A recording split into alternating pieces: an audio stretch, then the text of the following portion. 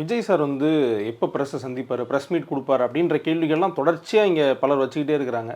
என்டிடிவியினுடைய reporters அவங்களுடைய heads எல்லாம் சந்தித்து பேசியிருக்காரு. அதில் அவர் சொன்ன முக்கியமான பாயிண்ட்டாக நீங்கள் எதை சார் பார்க்குறீங்க?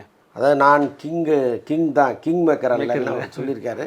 அதுதான் வந்து முக்கியமான பாயிண்ட்டாக பார்க்குறேன். என்ன காரணம்னா, இங்கே கடந்த ஒரு வாரமாக நீங்கள் பார்த்தீங்கன்னா தெரியும், விஜய் வந்து அரசியலை விட்டு விலக போகிறாருன்னு ஒரு நிறைய ரூமரை கிளப்பி விட்டுட்டே இருக்காங்க. அது என்னென்னா மக்களை மைண்ட் செட் பண்ணுறது. இவர் அரையும் குறையுமான ஒரு எண்ணத்தோடு இருக்கார்.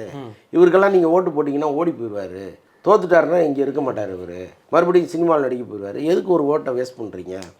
அப்போ அப்படி ஒரு மனநிலையை செட் பண்ணுறதுக்காக தான் இப்படியெல்லாம் இவங்க தொடர்ந்து சோசியல் மீடியாவில் சொல்லிகிட்டு இருக்காங்க.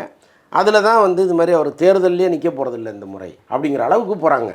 இதில் வந்து இப்போ இந்த என்டிடிவியினர் வந்து கேட்கும் பொழுது நீங்கள் கிங் மேக்கராக இருப்பீங்களான்னு கேட்கும்போது, நான் எதுக்கு கிங் மேக்கராக இருக்கணும், நானே கிங்காக இருக்கிறதுக்கு தான் இங்கே வந்திருக்கேன் அப்படின்னு அவர் சொன்னது வந்து ஒரு பெரிய நம்பிக்கையை கொடுத்துருக்கோம்.